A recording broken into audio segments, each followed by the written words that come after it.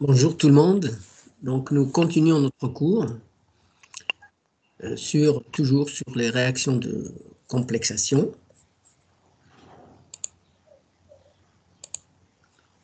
Alors, et on va passer à la complexation compétitive.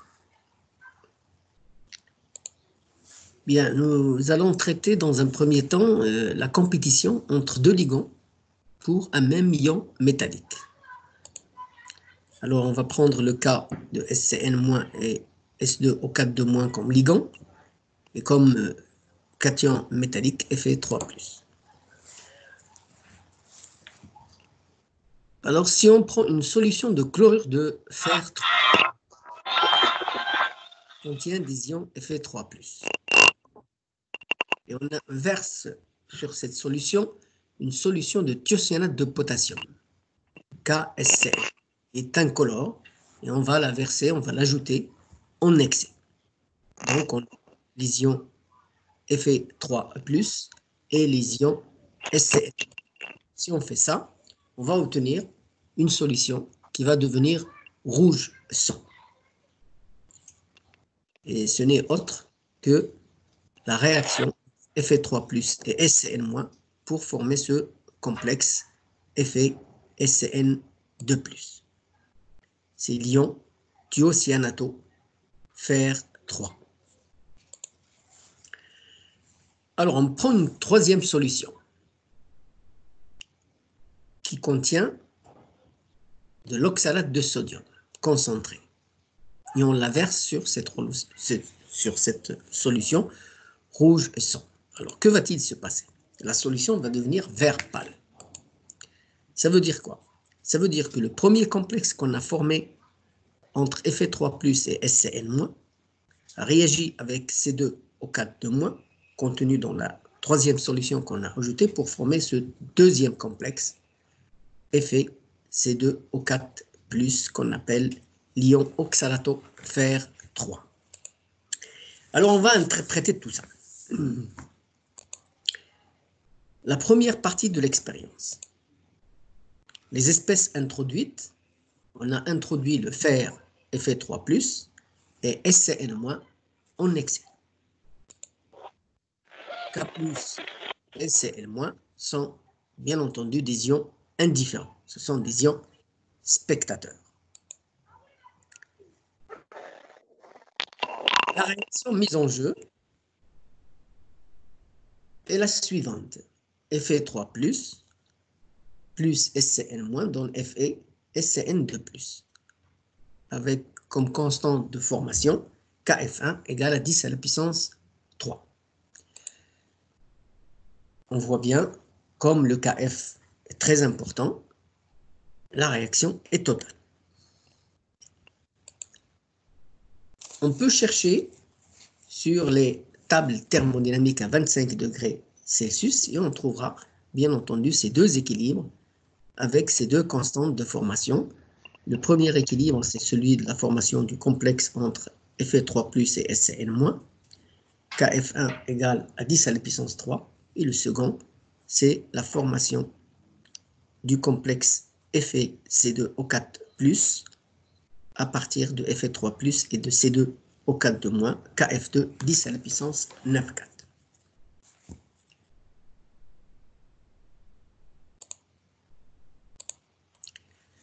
Voilà ces données thermodynamiques, je les affiche encore une fois. Deuxième partie de l'expérience. Les espèces présentes à la fin de la première partie de l'expérience sont le complexe formé, le premier complexe formé, SCN- parce que SCN- a été utilisé en excès, donc on a toujours SCN-, et on a ajouté à la fin de la première partie de l'expérience les ions C2O4-. Réaction possible. Deux possibilités. La première, c'est la que j'ai appelée la réaction ou l'équilibre M', c'est que ce premier complexe formé pourrait se dissocier. On a la constante de dissociation KD1, c'est l'inverse de KF1, et c'est 10-3. Ou bien, ce premier complexe formé à partir de Fe2+ et SCN- réagirait avec C2 O4 de moins pour former ce deuxième complexe Fe C2O4 plus. On va essayer de trouver la constante de formation Kf3 de cet équilibre 3. Allons-y. Kf3, sens de la formation, c'est la concentration du deuxième complexe fois concentration de SCN- divisé par la concentration du premier complexe fois la concentration de C2O4 de moins. On va multiplier le numérateur et le dénominateur par la concentration de Fe3+. Qu'est-ce qu'on voit? On voit que Kf3, c'est Kf2 divisé par Kf1. En application numérique, on trouve Kf3 égale à 10 à la puissance 16,4. C'est une valeur quand même qui est très importante et donc on peut dire que la réaction est totale. Par rapport à donc Fe3 plus Cn- donne FeSCN2+, Kf1 égale à 10 moins 3. Donc 10 à la puissance 6,4 par rapport à 10 moins 3. Allez, pardon, 10 à la puissance plus 6,4 par rapport à 10 à la puissance 3. Donc Kf3 est largement supérieur à Kf1. Donc le deuxième complexe, le FeC2O4+, est donc plus stable que le premier complexe formé à partir de Fe3+, et de SCN-, le FeSCN2+.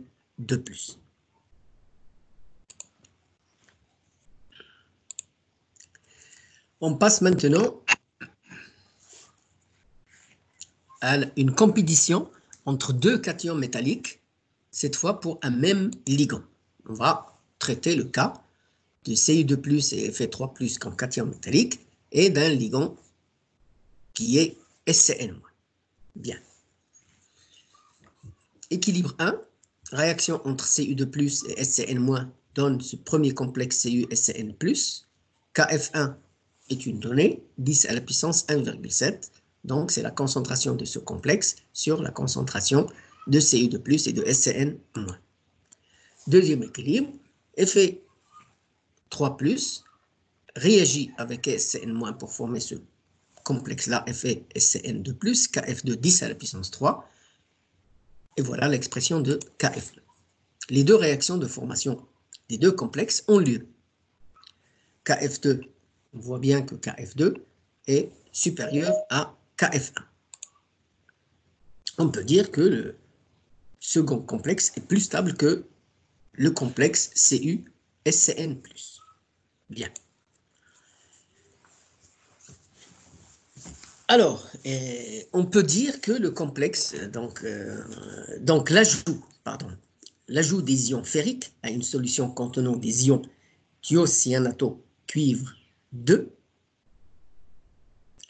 entraîne l'apparition d'une coloration rouge. Ça, on l'a vu tout à l'heure. Caractéristique de l'ion complexe FeSCN2+.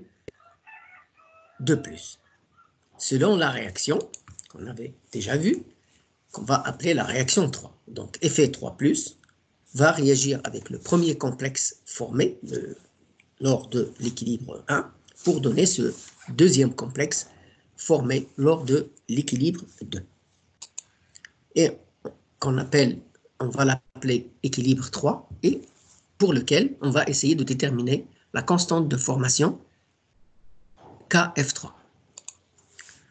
Constante d'équilibre entre les deux complexes.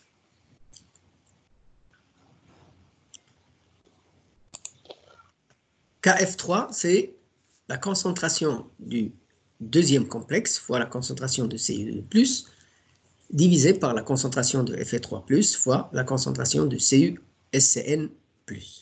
On va multiplier de la même façon Kf3 par en haut et en bas par la concentration de SCN- de ces SCN-.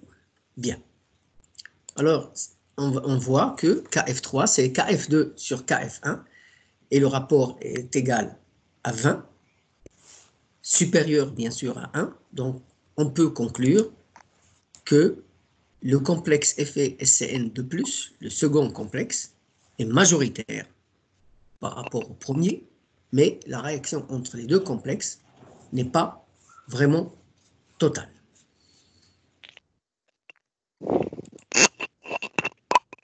Bien, on va terminer ce chapitre sur les réactions de complexation par deux exercices. Le premier exercice.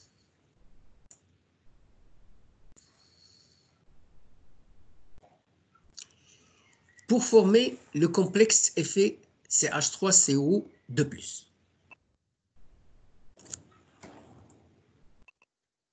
Pardon. Monsieur, s'il vous plaît. On mélange 50 ml de la solution de nitrate de fer 3, Monsieur. de concentration 0,1 mol par litre, et 50 ml d'acétate de sodium de concentration 0,1 mol par litre. Monsieur. Première question, Monsieur. nommer ce complexe. Alors, le complexe, vous voyez que il y a l'ion acétate, c'est un ion négatif, donc c'est acétato. Comme le complexe est chargé, 2 charges plus, donc on va commencer le nom par ion, ion acétato, fer plus 3. Le degré d'oxydation du fer, c'est plus 3, c'est normal parce que CH3, on a un seul ligand négatif, CH3CO-. Pour avoir 2 charges plus sur le complexe, il faut que le fer soit de degré d'oxydation plus 3. Donc c'est l'ion acétato, fer 3. Deuxième question, déterminer la composition de la solution à l'équilibre. On a des données. Le pKa du couple CH3COH, CH3CO-, c'est 4,8. Et le pKd de ce complexe formé égale à 3,2. Bien. Le nombre de moles de Fe3+ initial. C'est la même chose que le nombre de moles de CH3CO- initial. C'est la concentration fois le volume, c'est-à-dire 0,1 fois 50 multiplié par 10 moins 3, c'est 0,005 mol. Après le mélange des deux solutions, la concentration de Fe3+ initiale, c'est égal à la concentration de CH3CO- initiale, c'est C0, et c'est égal au nombre de moles sur le volume total, c'est-à-dire 0,005 sur 100, 10 moins 3, et c'est 0,05 mol par litre. Alors, l'équilibre de formation de ce complexe, c'est Fe3+ plus CH3CO- qui donne FeCH3CO2+. Sens de la formation, sens de la dissociation. À T égale à 0, on a C0 en Fe3+, C0 en CH3CO-, 0 en FeCH3CO2+. À l'équilibre, on a C0 moins X, C0 moins X pour CH3CO- et X pour le complexe formé. Et on a évidemment la constante de dissociation de ce premier complexe, c'est la concentration de Fe3+, fois la concentration de CH3CO- sur la concentration du complexe formé. Bien, voilà l'équilibre de formation de ce premier complexe, qu'on appelle équilibre 1. Alors, Kd, la constante de dissociation, c'est la concentration de Fe3+ fois la concentration de CH3CO- sur la concentration du complexe. Donc, on va remplacer par les expressions et on va tomber sur une équation du second degré. L'inconnu, c'est x. On a deux racines, on prend la racine positive, donc x égale 4,47 10-2 mol par litre. Les concentrations des espèces sont respectivement la concentration du complexe, c'est 4,47 10-2 mol par litre, parce que c'est x.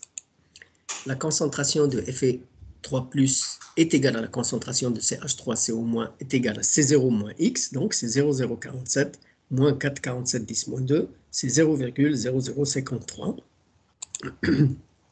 Et évidemment, la concentration de Na+, et de NO3- qui sont des ions spectateurs, est égale à 0,05. Troisième question.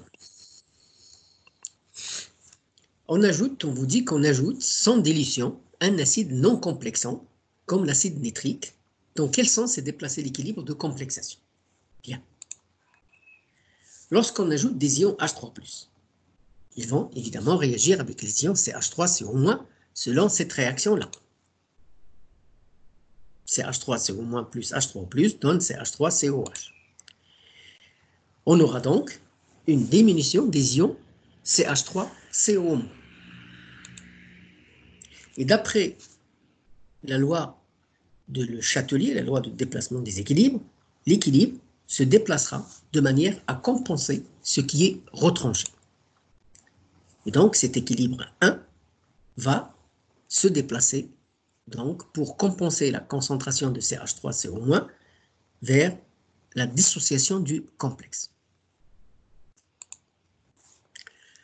Quatrième question. Déterminer le pH de la solution lorsqu'il n'y a que 1% des ions Fe3+, qui sont complexés.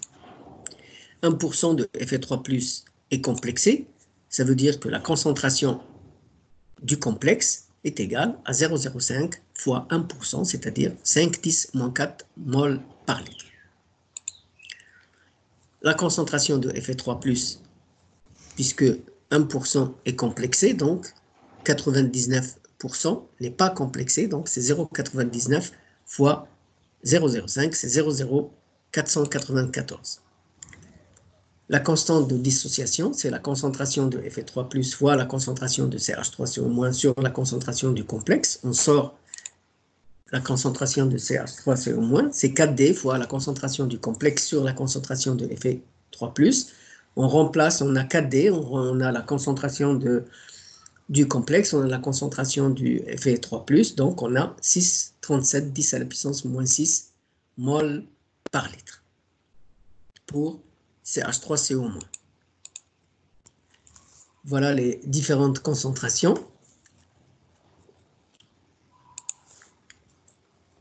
La conservation de la matière, c'est 0. C'est la concentration de CH3COH plus la concentration de CH3CO-, mais on a également plus la concentration du complexe formé.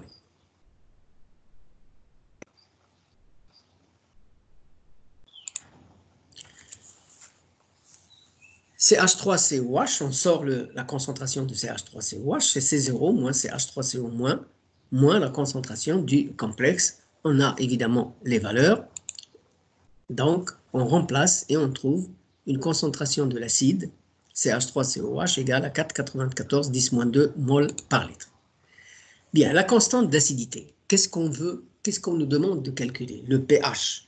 Qu'est-ce qu'on doit déterminer? La concentration, évidemment, de H3+. Donc, on a le Ka, on sort la concentration de H3+, c'est Ka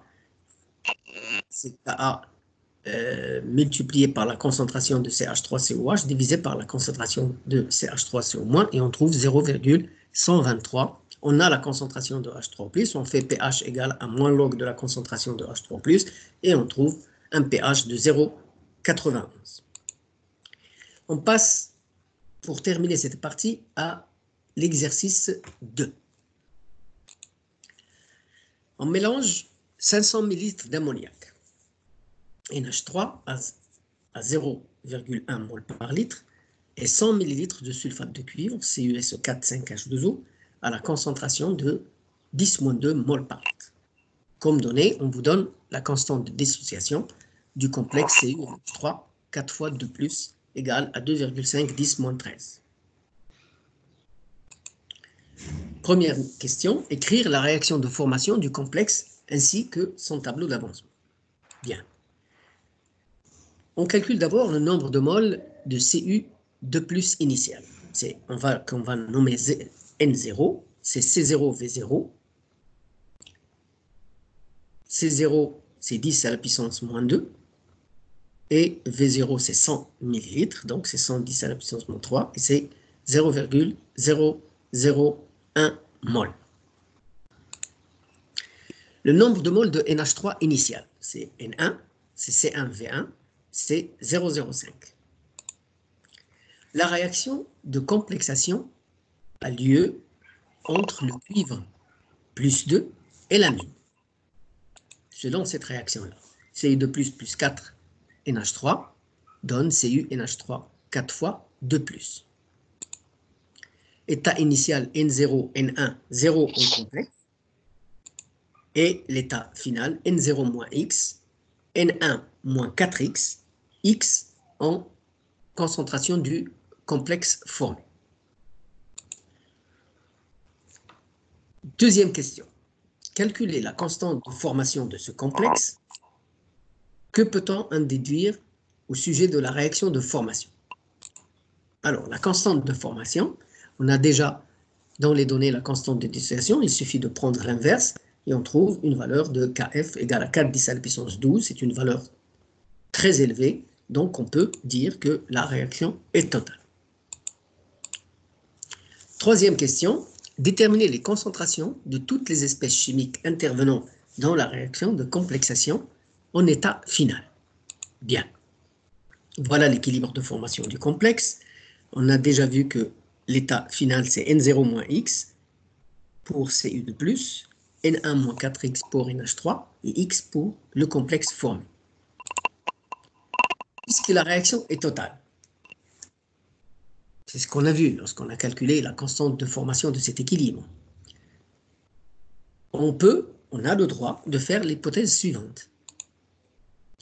Le réactif, on peut dire que le réactif limitant est Cu2+. Bien, si on fait cette hypothèse-là, il faudra la vérifier à la fin pour savoir si on avait vraiment le droit de dire, de prendre comme réactif limitant la concentration de Cu2+. Dans ce cas, si le réactif limitant est Cu2+, on va prendre N0 moins X égale à 0, à l'équilibre, bien sûr. Et donc, on peut déterminer le petit x. X, c'est N0, et c'est 0,001 mol. Bien.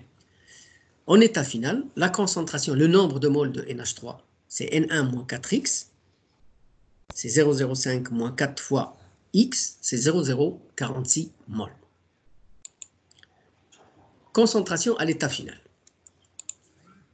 Le volume total, c'est 100 plus 500, c'est 600. Donc, pour NH3, la concentration finale, c'est 0,046 sur 610 moins 3, c'est 0,0767 mol par litre.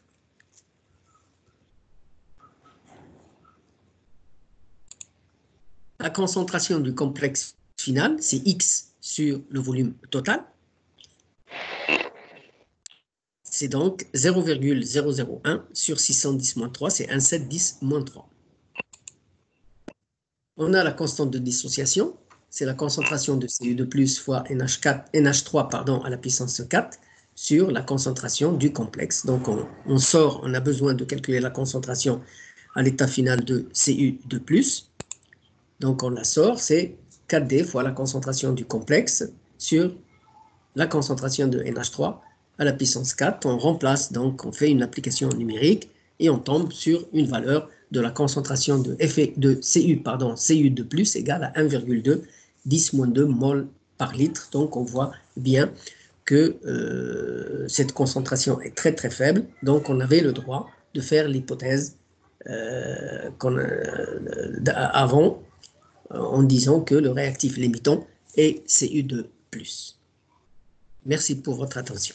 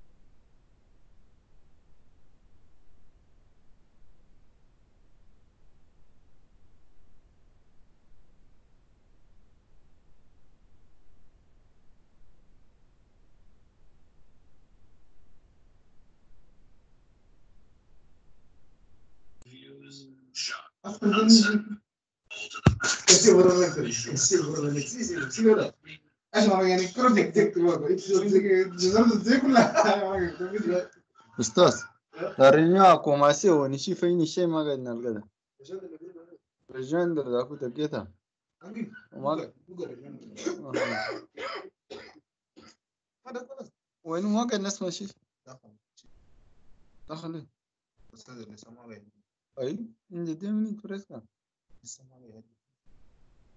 ايه